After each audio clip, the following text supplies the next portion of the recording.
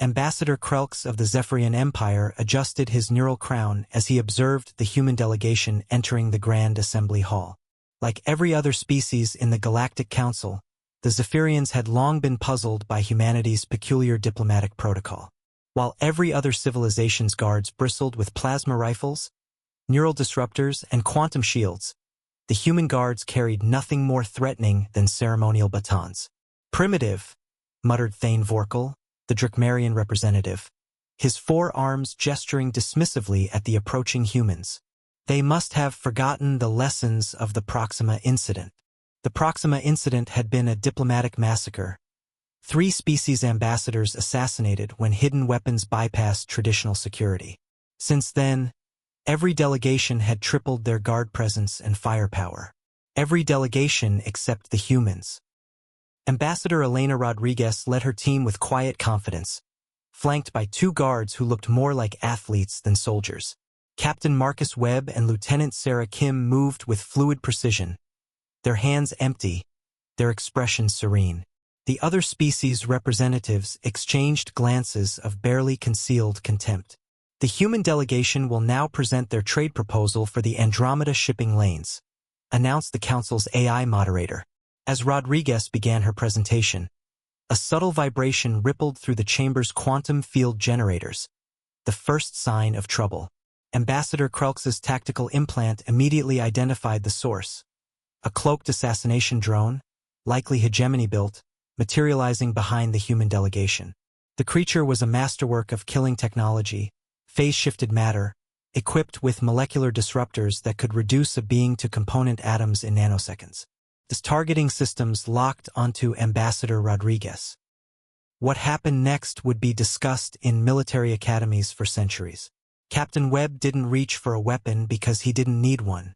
His left hand moved in a precise arc, and the air itself seemed to crystallize around his fingertips. The drone's molecular disruptors, designed to tear apart matter at the quantum level, suddenly found themselves redirected, not by technology, but by something far more fundamental. Webb was manipulating the strong nuclear force itself. Lieutenant Kim stepped forward as 3 more drones materialized. Her movements were economical, almost dance-like. Where her hands passed, space-time rippled visibly. The drones' advanced AI targeting systems couldn't compensate for their targets existing in slightly accelerated temporal fields. The assassination drones, each worth more than a small planet's GDP, crumpled like paper as the fundamental forces that held their atoms together were gently, precisely, adjusted. "Impossible," breathed Thane Vorkel. "Force manipulation without technological interface. They're doing it biologically."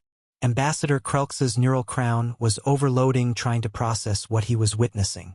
The humans weren't just manipulating forces, they were doing it with the casual ease of someone flexing a muscle. No external power source, no quantum computers calculating probability matrices, no exotic matter conduits. Just 2 humans standing calmly, reshaping reality at the subatomic level. The human guards require no weapons. Ambassador Rodriguez continued her presentation without missing a beat, because they are weapons.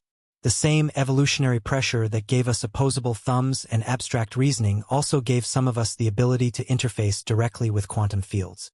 She gestured toward her guards, who had resumed their relaxed positions as if collapsing spacetime was a minor inconvenience. Approximately 1 in 50,000 humans develops these abilities. We call them adepts.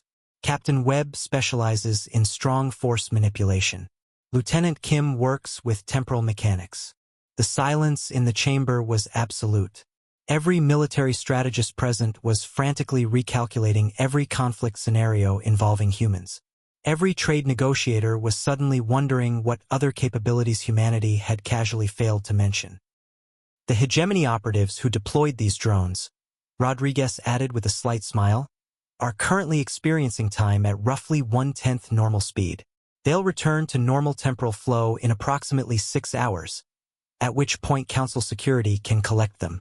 Ambassador Krelks realized that humanity hadn't been sending primitive, under-equipped guards to Council meetings.